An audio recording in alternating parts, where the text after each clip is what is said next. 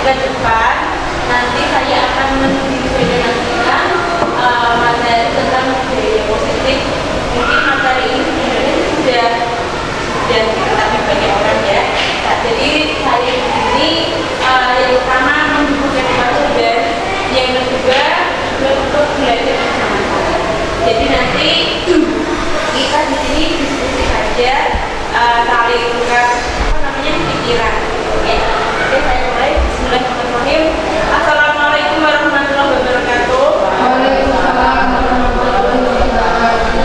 Alhamdulillahirabbil alamin. Syukur kehadiran Tuhan Ta'ala yang telah memberikan kita limpahan rahmat sehingga kita dapat bertemu dalam kegiatan yang insya Allah membawa ilmu bagi kita semua pada siang hari ini. Yang kedua, sholawat serta salam marilah kita dapatkan kepada junjungan kita Nabi Muhammad SAW yang telah membawa kita dari zaman yang gelap menjadi zaman yang terang.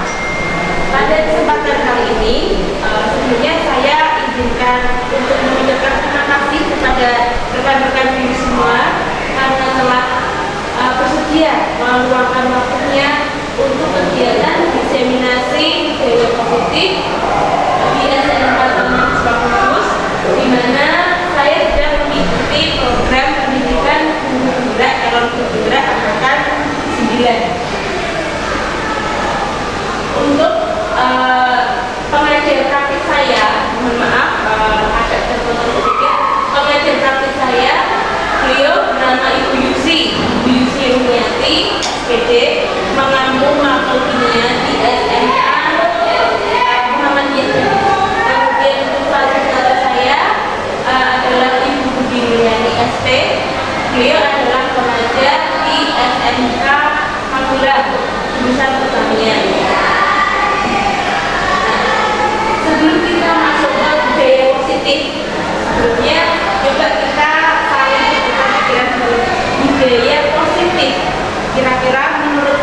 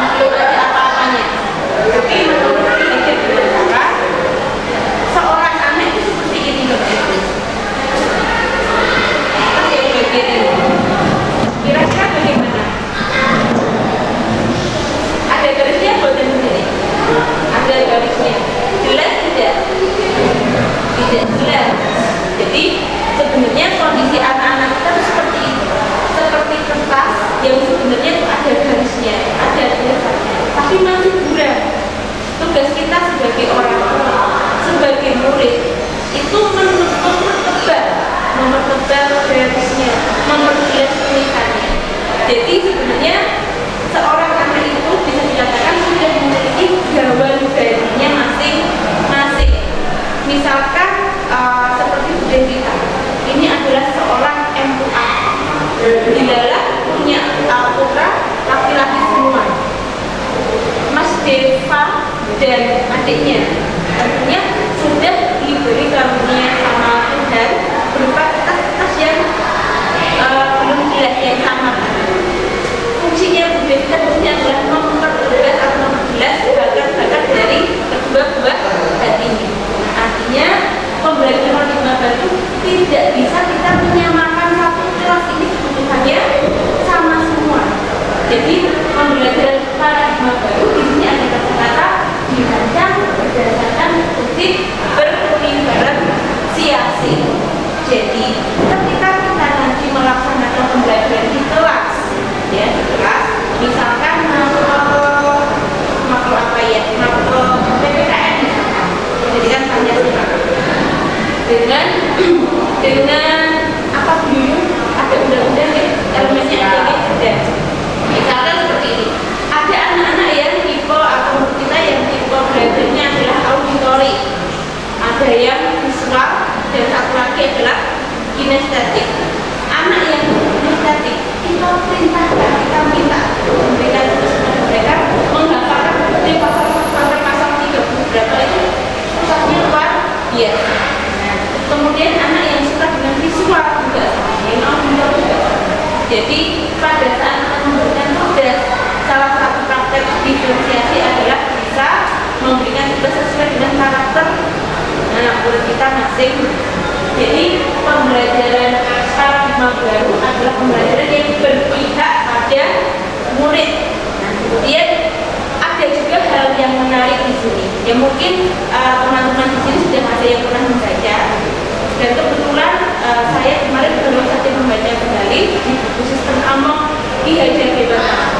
Di sana disebutkan bahwa pendidikan adalah berpusat pada siswa, atau ada kata-kata pendidikan adalah menghamba pada sang anak. Dan tulisan sang anak di sini ditulis dengan huruf besar semua dan dicetak tebal. Nah, di sini ternyata ada penjelasannya. Maksud dari Ki Hajar di sini tidak bermaksud untuk menyebutkan Tuhan. Tuhan kan biasanya Tuhan yang Maha Esa, dunia besar semua. Dan di sini Ki Hajar menulis sang anak dan huruf besar semua, artinya ternyata ada maksud tersendiri, yaitu dalam kita mengajar, mengasuh peserta didik kita, mengasuh anak-anak kita, mengasuh murid kita, harus senantiasa melibatkan Tuhan. Jadi misalkan kita punya murid dibandingnya, nah mulai sekarang mungkin kita sabarnya agak ditambahi sambil kita berdoa meminta kepada Tuhan kita masing-masing bahwa anak ini harus ada campur tangan. Jadi kayak tadi ya, pembelajarannya harus dirancang berdasarkan prinsip berdiferensiasi sehingga para peserta didik belajar sesuai dengan kebutuhannya. Kemudian sesuai dengan cara pendidikan psikologi modern untuk memberikan profil pelajar Pancasila. Ada berapa Bapak Ibu? Profil pelajar Pancasila ada berapa? Dimensinya ada berapa? 1, 2, 3, 4, 5, 6. Nah, coba di sini kalau anak-anak kita di kelas ice breaking, di sini juga kita juga ice breaking, ya. Tahu lagu kayak mau sama siapa ya? Jadi ternyata kita bisa menyanyikan lagu itu dengan mengganti liriknya ya, dengan lagu Pancasila. Saya contohkan, nanti di rumah bisa dinyanyikan sendiri-sendiri ya. Lagunya seperti ini. Mohon maaf kalau suaranya nggak bagus. Jadi pelajar Pancasila beriman dan bertakwa pada Tuhan yang Esa dan berakhlak mulia, berbinaan global, gotong royong mandiri, kreatif dan merawat kritis. Nah, itu. Jadi kita memberikan murid-murid kita, siswa-siswa kita menjadi pribadi yang pertama harus beriman, memiliki ketakwaan. Jadi akhlak itu harus kita menyusunnya dengan ilmu. Karena memiliki murid yang pintar tapi tidak berakhlak ternyata tidak ada gunanya. Karena yang digunakan dalam kehidupan sehari-hari nanti adalah akhlak untuk bersosialisasi dengan masyarakat sekitar. Oke, saya lanjutkan. Nah, ternyata di sini ada miskonsepsi tentang self control. Nah, selama ini ilusi ya, ada ilusi bahwa guru mengontrol murid. Nah, ilusi guru mengontrol murid di sini menyebabkan bahwa murid ini tidak memiliki kemerdekaan atau kebebasan untuk menentukan reaksinya. Misalkan tadi nggak bisa menghafal, kok disuruh menghafal, berarti itu guru mengontrol muridnya, sangat mengontrol muridnya. Akhirnya kalau nggak bisa menghafal, silakan diminta misalkan membuat UUD, dibuat seperti mading atau apa. Jadi nanti dia lebih ke kinerjanya kreatif. Kemudian yang kedua, ilusi bahwa semua penguatan positif, efektif dan bermanfaat. Jadi kita nunggu terus kemudian kita ternyata belum itu yang bermanfaat. Bahkan kadang-kadang ada siswa kalau disuruh terus-menerus malah bosan. Ini ngapain kok? Misalkan hubungan ya dari PK, hubungan itu ngapain sih ngasih tahu gue? Jadi itu adalah ilusi. Kemudian ilusi bahwa kritik dan membuat rasa bersalah mampu menguatkan karakter. Jadi malah itu yang mengkhawatirkan. Yaitu yang kita lakukan ini membuat rasa bersalah. Kalau bisa belajar, ya. Kalau seperti belajar, ternyata membuat rasa bersalah itu tidak baik bagi kesehatan mental anak. Ya, apalagi pada saat ini yang paling penting adalah kesehatan mental. Ya, karena berita-berita TV juga memberikan itu ada ibu yang nyemplung ke darinya, ada mahasiswa yang bunuh diri, ada yang siswa apa. Jadi mungkin ilusi bahwa kritik itu membuat perasaan itu salah. Jadi mulai sekarang mungkin karena kita harus kita tata koreksi untuk diri saya juga. Jadi tidak asal kalau bosan muncul tidak asal ucap, harus kita saling. Kemudian ilusi bahwa orang dewasa berhak memaksa. Jadi kita sebagai orang dewasa, sudah dewasa semua, tidak boleh kalau kata Bapak Guru PAI haram hukumnya memaksa. Karena setiap orang itu memiliki kemerdekaan dan kebebasan untuk berdemokrasi. Bahkan kalau misalkan mungkin di kelas kita bisa menawarkan, jadi tidak selalu keputusan itu ada di tangan guru.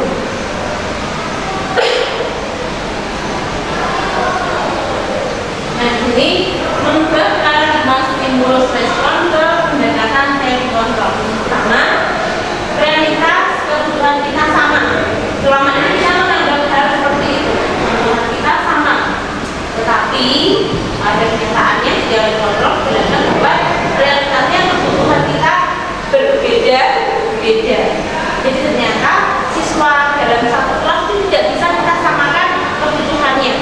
Sebagai contoh logistiknya mereka belum tentu 30 siswa dalam satu kelas semuanya sudah sarapan dari rumah. Itu hal yang paling sederhana. Jadi kita tidak dapat menyamakan bahwa kalau anak sudah berangkat sekolah yang sarapan, belum bisa kita katakan seperti itu.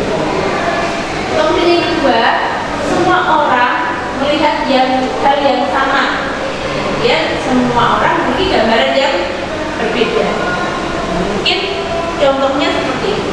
Kita sudah merangkai ya, mungkin ada yang dari jurusan kecantikan ya, membuat artis ini Dona mungkin ya, membuat artis seperti ini di atas 45 derajat misalkan.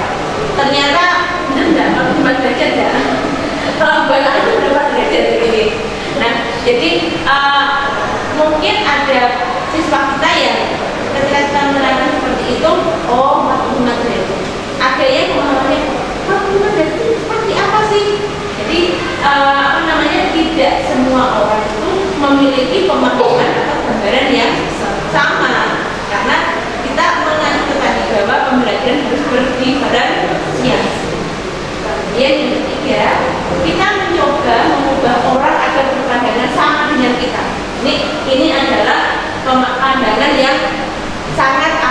egois, dia sangat egois. Kita, nah teori kontrolnya kita berusaha memahami pandangan orang lain tentang dunia kita. Nah salah satu contohnya seperti ini. Ketika saya di rumah dengan anak saya sendiri, setiap mau tidur itu saya tanya dengan anak saya seperti ini, Mbak kasih nilai hari ini ibu nilainya berapa? Jadi misalkan anak saya jawabnya seperti ini, hari ini ibu nilainya 100, kenapa? Ibu nggak marah-marah, ibu nggak nyuruh-nyuruh, misalkan seperti itu, ibu nggak cerewet, nah jadi seperti itu. Nah itu adalah contohnya. Kemudian pada suatu hari, Mbak coba kasih nilai hari ini berapa? 80, kenapa?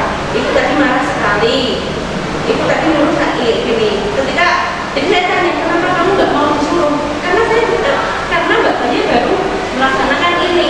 Jadi apa namanya, kita harus memahami siswa kita itu seperti itu. Kita harus paham bahwa mereka itu punya alasan. Tapi bukan berarti kita menjadikan siswa atau murid kita atau anak kita bisa mulai enggak. Tetapi mereka dapat mempertanggungjawabkan alasannya itu apa sih, bisa diterima enggak. Jadi kita tidak boleh, sekali lagi tidak boleh mengubah orang agar berpandangan sama seperti kita, karena kondisi setiap orang berbeda-beda. Nah kalau kita mengembangkan kita yakini, insya Allah sikap dan rasa kita akan muncul. Yang diperlukan kan itu. Karena saya kalau lihat sekarang ya, anak-anak kita itu kadang-kadang ada bapak ibu guru yang mohon maaf bawa centengan di laptop sambil main HP. Mungkin ada temennya yang salah tadi empatinya dan rasanya itu kurang, karena mungkin belum bisa berempati.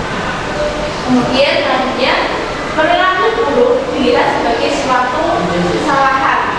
Kalau menurut teori kontrol, semua perilaku memiliki tujuan. Ya bukan berarti membenarkan bohong asal. Ada kalimat seperti ini, berbohong demi kebaikan, kan ada ini seperti itu. Tapi kita nanti memberikan penjelasan. Misalkan tadi bohong apa? Menurut kebaikan enggak? Iya. Kemudian yang selanjutnya, orang lain bisa mengontrol saya. Nah, teori kontrol hanya Anda yang bisa mengontrol diri Anda. Yang benar seperti itu. Sebagai contoh, misalkan Mona memiliki uang 100.000 di tangannya, sudah Bu. Coba Bu Yuyun minta uang untuk Mona dengan rayuan-rayuan.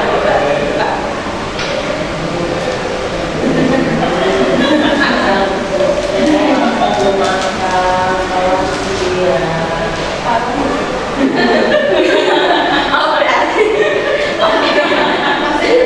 Masih berbaik hati ya, masih berbaik hati.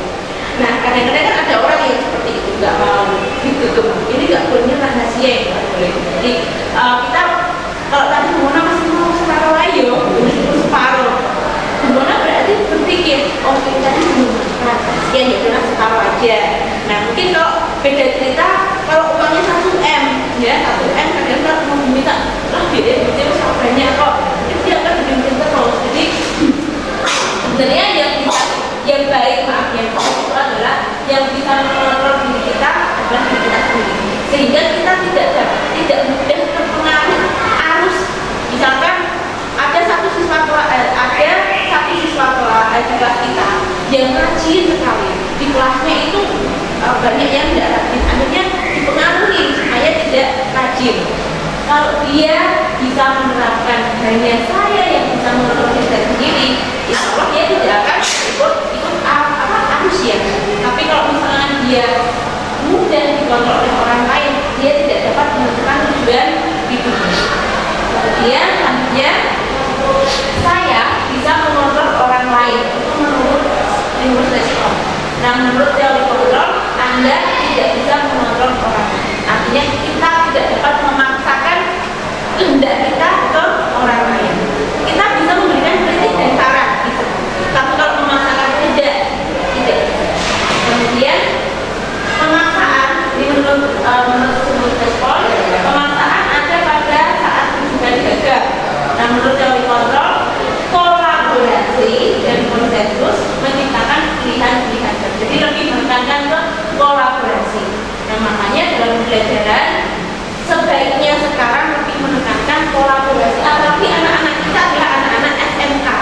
yang lebih menekankan ke teamwork atau kerja kelompok.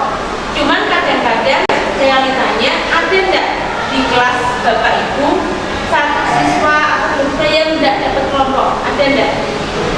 Ada ya. Kira-kira penyebabnya apa? Apakah anak tersebut atau kelas tersebut? Siswa yang tidak dapat kelompok itu anaknya atau kelasnya yang bermasalah? Karakter anak. Berarti karakter anaknya ini itu kita berikan tindakan treatment supaya bisa bergaul dengan teman-temannya. Nah, disiplin positif ketika mendengar kata disiplin, apa yang terbayang di pikiran Anda? Apa bilang disiplin? Tepat waktu, kemudian tertib, kemudian mengikuti peraturan. Itu ada tulisannya ya. Jadi disiplin itu teratur, tertib, patuh pada peraturan, dan ujung-ujungnya biasanya ada hukuman. Pertanyaan saya sebelum saya melanjutkan, hukuman itu efektif nggak?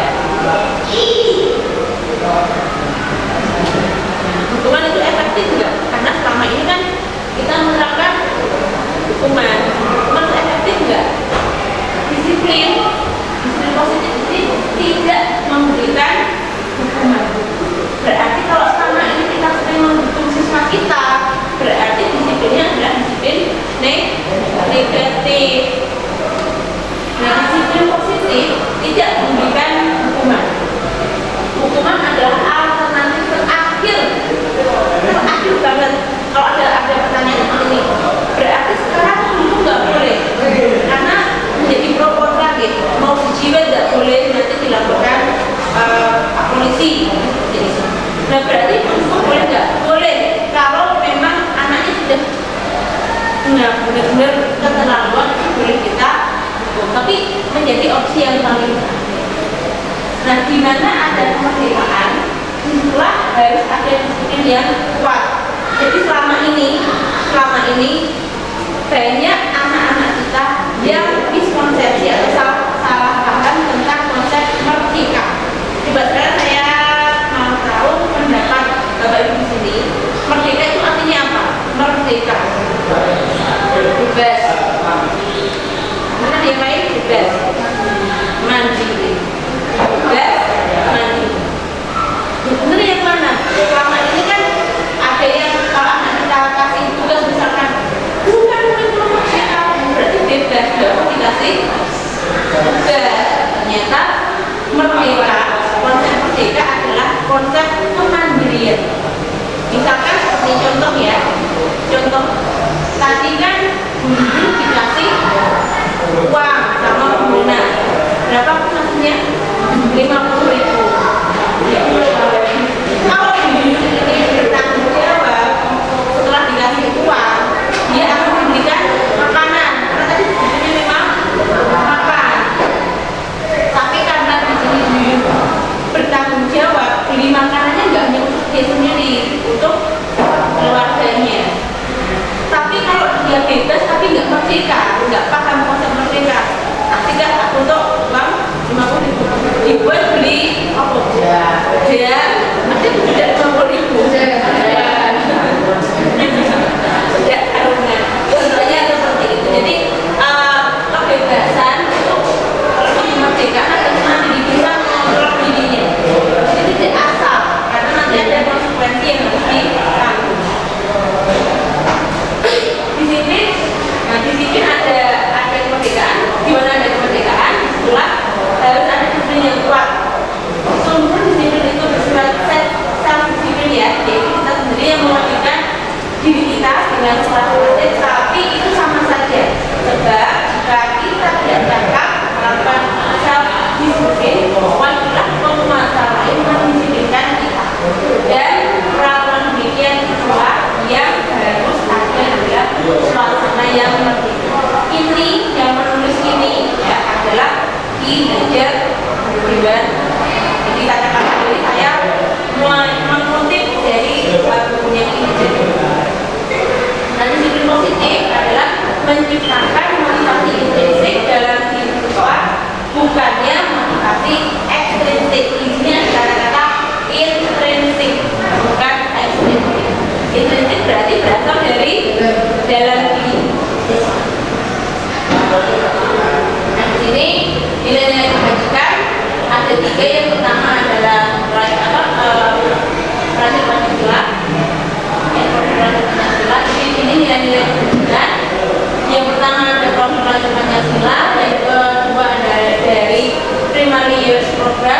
PHP, dan keterampilan hidup atau life skill. Untuk nilai kebajikan dari P3 atau Konfederasi Pancasila yang pertama adalah tadi ya, beriman, bertakwa kepada Tuhan Yang Maha Esa, berakhlak mulia, kemudian berubah, berprogram mandiri, kreatif, dalam prinsip. Untuk yang primary youth program, ini yang pertama nilai kebajikan. Kebajikan sebenarnya nilai tinggi. Yang pertama adalah toleransi, rasa hormat, integritas, mandiri, menghargai, antusias. Antusias itu ternyata adalah nilai kebajikan. Jadi kalau misalkan ada siswa kita yang tidak antusias dengan pelajaran kita, empati, kemudian keingintahuan, curiosity, kreativitas, kerjasama, percaya diri, dan yang terakhir adalah komitmen. Kemudian keterampilan hidup yang pertama dapat dipercaya, lurus hati, lurus hati. Jadi niatnya tadi apa? Lurus. Pendengar yang aktif, tidak merendahkan orang lain, dan memberikan yang terbaik dari dirinya. Itu adalah nilai-nilai. Kemudian ada kebutuhan dasar manusia, ada 5. Yang pertama, nah kalau dulu waktu kecil kebutuhan dasar manusia ada apa? Sandang, makan, apa kecil? Lupa saya, dia mungkin akan nah, ternyata kebutuhan dasar manusia itu menurut Dr. William Desa adalah kebutuhan untuk bertahan hidup, ya. Kemudian cinta dan kasih sayang, dan belonging, freedom atau kebebasan, fun atau kesenangan. Makanya sekarang kan ada kalimat piknik dulu, jangan piknik. Jadi ternyata kesenangan itu adalah kebutuhan dasar manusia. Berarti kalau yang kurang-kurang gimana itu kurang piknik. Kemudian kekuasaan atau power. Nah ini contoh-contohnya. Yang pertama, bertahan hidup, pakaian tempat tinggal. Yang dulu biasa dikatakan sandang, pangan, yang benar sandang dulu apa pangan dulu? Sandang, pangan, sandang. Sandang dulu ya. Berarti kalau itu kan makanan, berarti penting makan dulu baru sandangnya. Sandang, pangan, kalau ini makanan, pakaian, tempat tinggal, keamanan, dan kesehatan. Itu adalah kehidupan untuk bertahan hidup. Kemudian yang kedua adalah rasa kasih sayang dan diterima. Karena kadang-kadang seperti tadi ya, contohnya kenapa siswa ada satu siswa di kelas kita yang tidak dapat diterima di kelasnya, dan itu butuh kita perhatikan. Kenapa dia sering tidak dapat kelompok? Jadi rasa diterima, dipedulikan, bagi itu adalah kebutuhan dasar manusia. Jadi manusia tidak ada yang bisa hidup sendiri.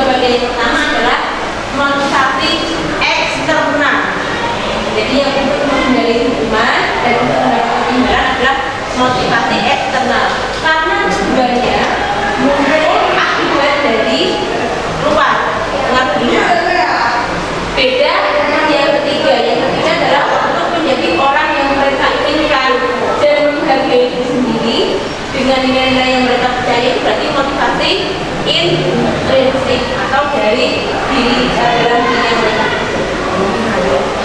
Yang selanjutnya adalah 5 posisi kontrol guru. Yang pertama adalah penghukum. Kemudian yang kedua, membuat orang merasa bersalah. Kemudian sebagai teman, monitor atau pemantau. Dan yang terakhir adalah manajer. Ternyata Bapak Guru bisa juga menjadi seorang manajer. Nah, ini contohnya agak kurang jelas baik. Yang pertama adalah penghukum. Penghukum. Coba Mona dibaca penghukum, kelihatan sudah kelihatan. Penghukum di sini kata-katanya adalah di aturan saya atau apa?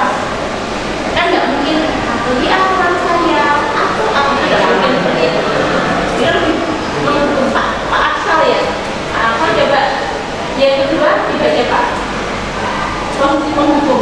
Kamu? Apakah nadanya seperti itu? Siap nggak ya? Sakit salah. Contoh kalau kita bertindak sebagai penghukum, kemudian membuat orang merasa bersalah. Coba bunyilah, dibaca bunyilah dengan nadanya bunyilah. Membuat orang merasa bersalah.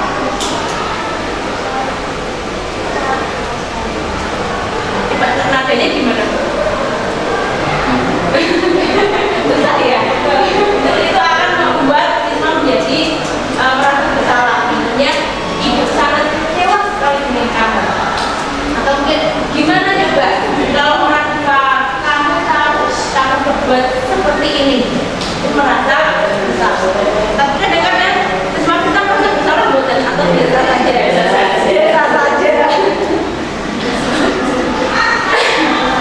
Oke, kemudian ada kita juga bisa bersikap sebagai teman. Kalimat ajarannya contohnya seperti ini. Ayo bantulah demi bapak. Ini bantulah kami bapak, demi ibu. Ya sudah kali ini tidak apa-apa. Nanti ibu nanti ibu bantu bereskan. Kira-kira kalau kemudian sebagai teman terus dampaknya baik tidak untuk kita? Tidak baik ya. Mereka malah kurang tidak boleh. Kemudian pemantau atau monitor, sebenarnya ngawasi nih kayak penawar. Jadi programnya apa? Misalkan ada anak yang melakukan kesalahan, programnya apa? Apa yang telah kamu lakukan? Itu ditanya dulu, sesuai enggak? Kemudian dipikirin deh, coba apa yang kurang siapa? Kemudian ditanya sanksi atau konsekuensinya apa? Misalkan ada yang datang terlambat, konsekuensinya apa? Atau mungkin ada yang model gitu, konsekuensinya apa? Apa berarti sudah siapa ya? Pemantau atau penghukum? Kalau anak nggak bawa model, biasanya diapain? Pemantau ya, berarti lebih ke konsekuensinya, karena di awal sudah dikasih sama kita. Nah, beda ketika menjadi manajer. Jadi manajer, pertanyaannya yang pertama adalah apa yang kita yakini, atau mungkin jika kamu meyakininya, apakah kamu bersedia memperbaiki? Jadi menawarkan solusi. Kerja sebagai manajer menawarkan solusi. Nah, coba kalau ada kalimat seperti ini termasuk apa? Saya kecewa sekali dengan kamu. Termasuk yang rasa bersalah ya, membuat apa rencana untuk menyelesaikan masalah ini, manajer. Coba sekarang di sini, di manakah posisi kita? Patuhi aturan saya, awas. Di mana? Kira-kira kita mendukung. Kalau gimana coba? Kalau orang tua kamu berarti nanti ya rasa bersalah ya. Ya sudah kali ini tidak apa-apa. Nanti bapak akan teman. Sanksi atau konsekuensinya apa? Apa rencana kamu? Manajer. Rencana semuanya. Dan selanjutnya adalah keyakinan kelas. Keyakinan kelas ini mengapa keyakinan kelas? Mengapa bukan peraturan kelas? Kira-kira kalau anak kita kasih pertanyaan peraturan dengan keyakinan, unsur mana? Peraturan atau keyakinan? Unsur mana? Peraturan. Kalau kita belajar peraturan kan biasanya kalimatnya seperti apa? Peraturan. Dilarang. Nah, jadi peraturan artinya dilarang. Peraturan yang umum kan dilarang merokok. Kalau di kelas misalkan dilarang berisik, dilarang membuang sampah, selalu dengan kata-kata dilarang. Sehingga bagi pembaca yang orang bahasa Jawanya seperti itu, kok nggak oleh ya. Jadi kenapa harus keyakinan? Kenapa bukan peraturan? Kalau secara teori hipnotis diri kita bahwa kalimat itu positif, nggak ancaman. Kalau ada kata-kata dilarang itu mengancam. Nah, ini keyakinan kelas merupakan nilai-nilai kebajikan. Ada tadi banyak ya, ada toleransi, empati, kasih sayang, ada kelima tadi juga masuk nilai kebajikan yang diyakini murid dan dapat diterapkan di kelasnya, yang berguna untuk mengontrol dirinya sendiri agar lebih bertanggung jawab. Nah, dalam pembentukan keyakinan kelas di sini menggunakan kalimat yang sifatnya umum, ya, kalimat yang sifatnya umum. Jadi tidak boleh ada keyakinan kelas yang sifatnya nanti memojokkan salah satu siswa. Ada satu siswa yang mungkin berkebutuhan khusus misalkan di kelas kita, dan nanti kita membuat peraturan yang seolah-olah itu mendiskriminasikan satu siswa tersebut. Keyakinan kelas sifatnya kata-katanya nggak boleh yang seperti itu. Kemudian yang kedua, pernyataan keyakinan kelas dibuat dalam kalimat positif. Coba kalau ada kalimat seperti ini, dilarang terlambat. Peraturan keyakinan, dilarang terlambat. Peraturan keyakinannya akan menjadi silakan datang tepat atau siswa datang sebelum pembelajaran. Siswa datang sebelum pembelajaran, boleh sekali.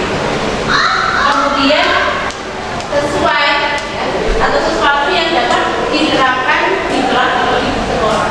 Kemudian semua warga ikut berkontribusi dalam pembentukannya melalui sebuah diskusi. Memang untuk keyakinan kelas atau keyakinan sekolah ini sebaiknya dilakukan di awal pembelajaran.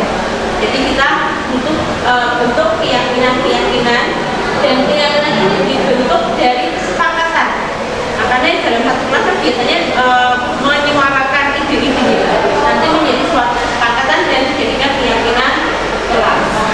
Selanjutnya, semua warga kelas menandatangani keyakinan kelas yang telah dibuat bersama dan bersedia meninjau kembali keyakinan kelas yang telah dibuat dari waktu ke waktu. Misalkan denda 50.000 ya nggak tiket, sudah berjalan 1 minggu, ternyata yang nggak bayar banyak. Nah, berarti perlu ditinjau ulang. Keyakinan ini bisa dipakai nggak? Teruskan nggak? Nah, selanjutnya adalah segitiga restitusi. Segitiga restitusi di sini adalah salah satu metode yang bisa kita pakai untuk menerapkan fungsi kita sebagai manajer. Nanti tolong di sini teman-teman ada yang praktek ya segitiga restitusi. Nanti ada siswa yang melakukan kesalahan, ada yang menjadi bapak ibu.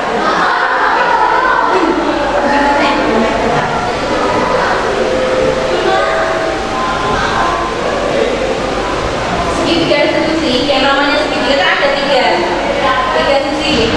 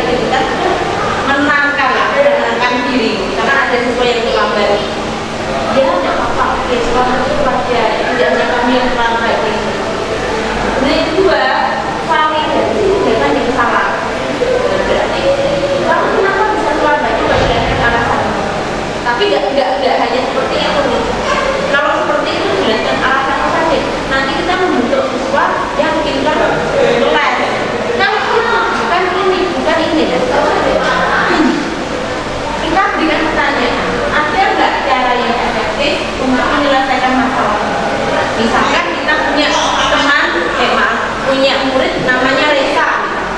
Resa ini sering terlambat datang ke sekolah. Dan datang ke sekolah, kemudian suatu saat dipanggil oleh BK, tanya, kenapa kamu datang terlambat? Memang hal yang wajar, tetapi kenapa kamu bisa terlambat? Jawabannya ternyata saya main game Bu, sampai malam. Ditanya, kira-kira hal apa yang bisa kamu lakukan supaya kamu tidak terlambat? Nanti dia akan memberikan solusi. Kalau belum bisa memberikan solusi, kita bimbing sehingga ada solusi. Kemudian menanyakan keyakinan kelas apa? Kita tidak boleh terlambat, kan seperti ini. Nah, berarti kamu harus melakukan apa supaya tidak terlambat dan nanti tetap dipantau.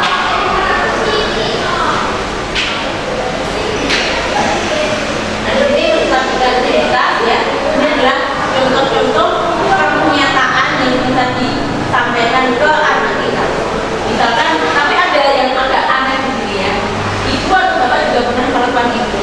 Itu agak ada ya. Mungkin ini kan hanya contoh saja.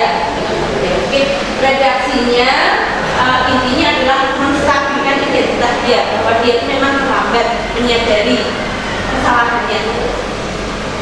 Atau mungkin begini, kamu berhak merasa seperti itu. Tapi jadi redaksinya kurang lebih seperti itu. Tapi redaksi ini tidak bisa kita tiru. Misalkan seperti ini, Pak Aksal ya, Pak Aksal. Misalkan seperti ini, menangani siswanya namanya Dimas. Dimas sering terlambat. Pak Aksal berkata pada Dimas, nggak apa-apa, Bapak juga sering terlambat. Jadi seperti itu. Jadi redaksinya bisa kita pakai, tapi tidak langsung seperti itu ya. Kemudian pada tindakan yang salah, padahal kamu bisa melakukan hal lebih buruk dari ini ya. Kamu bangga karena telah membuat sesuatu yang penting buatmu. Nanti kita tawarkan solusi. Karena apa? Kemudian yang terakhir adalah menanyakan keyakinan. Apa keyakinan kita? Seperti apa gambaran sebuah praktik ideal menurut kamu? Ini hanya contoh. Kalimat-kalimat ini hanya contoh. Nah, ini ada contoh kasus ya.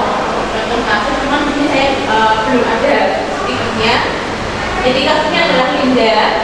Dan ini adalah siswa kelas 1 Sarang. Dia tidak membawa seragam olahraga pada saat jam pelajaran olahraga. Akhirnya Pak Adib selaku guru kita di kelas itu tidak mengizinkan Linda ikut pelajaran karena tidak memakai seragam olahraga. Akhirnya Linda tidak mengikuti pelajaran dan dihukum oleh Pak Adib untuk hari dari lapangan 5A. Kira-kira dari kalimat ini atau paragraf ini, fungsi Pak Adib di sini sebagai apa? Fungsi Pak Adib penghukum, kali jadi 5 kali. Kemudian konsekuensi ya, konsekuensi memantau.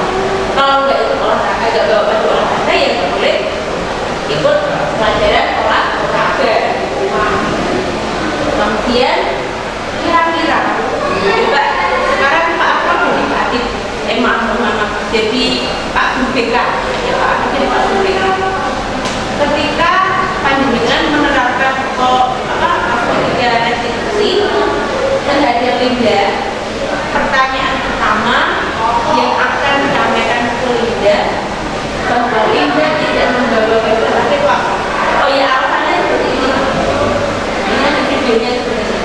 Jadi Linda ini tidak membawa baju olahraga karena dia ini hobinya live IG sampai malam-malam, sehingga dia bangunnya kesian. Kira-kira kalimat apa yang pertama yang panjenengan sampaikan ke Linda untuk menstabilkan identitas bahwa dia itu lambat bangunnya kesiangan? Jadi kan panjenengan tanya, kenapa kamu bisa terlambat? Jadi dia jawab, saya tadi malam main HP Pak sampai 12. Kemudian saya bangunnya siangan, sehingga saya takut terlambat datang ke sekolah, sehingga saya buru-buru. Itu ya jawaban Dinda seperti itu. Nah, setelah mendengar jawaban Dinda seperti itu, fungsi manajer Dinda untuk menyatakan validasi menstabilkan identitasnya Linda itu seperti apa? Oke, coba? Ya, menstabilkan identitas.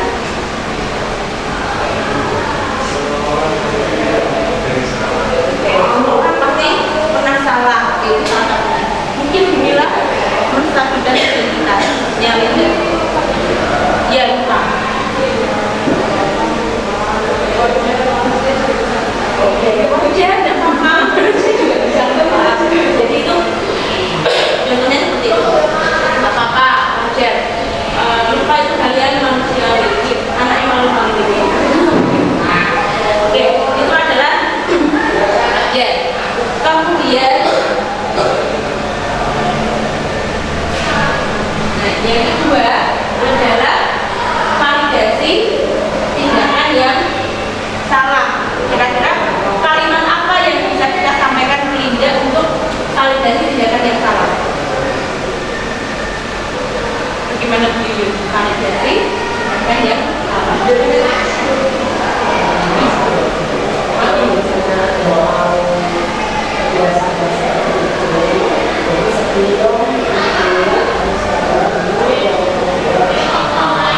Berarti kalimatnya mungkin seperti ini ya. Berarti hal apa atau cara apa yang bisa kamu lakukan supaya kamu tidak mengulangi lagi. Cara contohnya apa? Dia menyebutkan misalnya tadi menyiapkan baju olahraga atau dalam pelajaran. Kemudian yang kedua adalah menanyakan keyakinan. Bagaimana menanyakan keyakinan?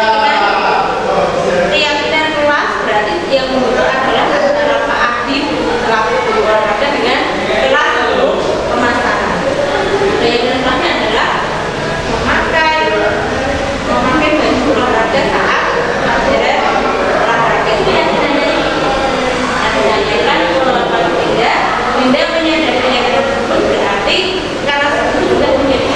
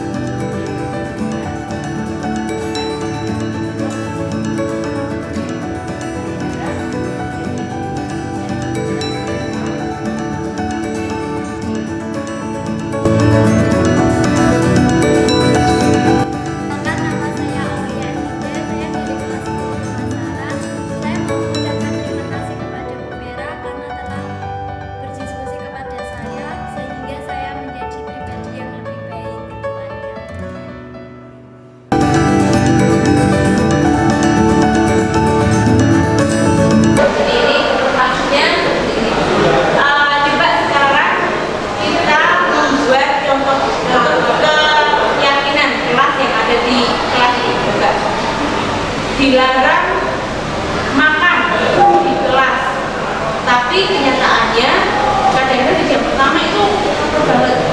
Kira-kira dari kalimat yang tadi dilarang makan di kelas, tapi ternyata ada banyak siswa yang kalau jam pertama itu tidak tahan lapar. Kira-kira keyakinan kelas apa yang bisa kita susun dari kalimat ini? Kalimatnya harus yang positif. Jadi tidak boleh menggunakan kalimat yang negatif. Dilarang makan di kelas, tapi ternyata di kelas ada yang banget pada jam pertama.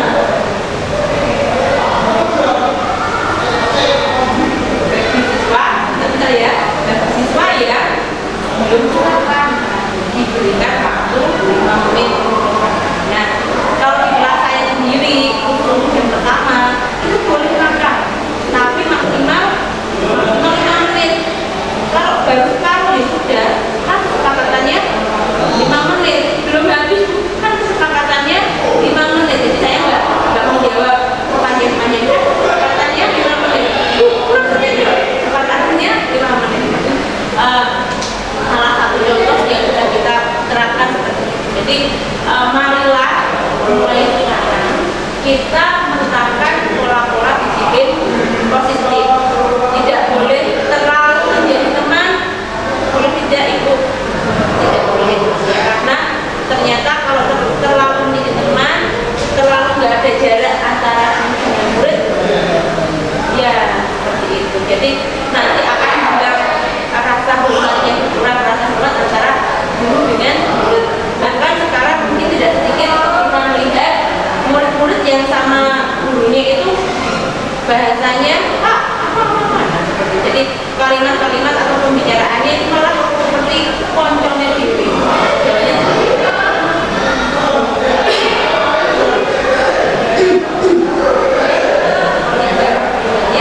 Nah, terima kasih sampai di ujung kegiatan.